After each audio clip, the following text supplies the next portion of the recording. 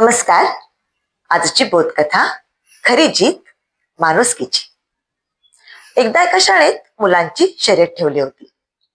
सर्व मुले धावायला तयार झाली. शर्यत सुरू होताच सगळे वेगाने धावू लागले.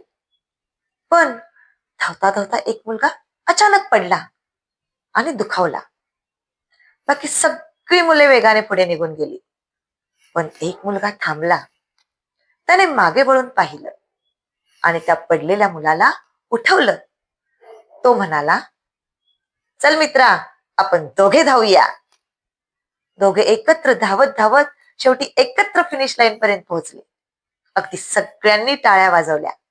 शिक्षक म्हणाले, आज खरा विजेता तो नाही जो आधी पोहोचला, तर तो आहे ज्याने मैत्री, सहकार्य आणि माणुसकी दाखवली. बोध, जिंकणं म्हणजे फक्त पहिला येणं नव्हे, तर इतरांना साथ देणं आणि माणुसकी जपणं हेच खरं यश आहे. ही बोधकथा जर का आवडली असेल तर हा व्हिडिओ लाईक करा, शेअर करा आणि सबस्क्राईब करायला विसरू नका. धन्यवाद.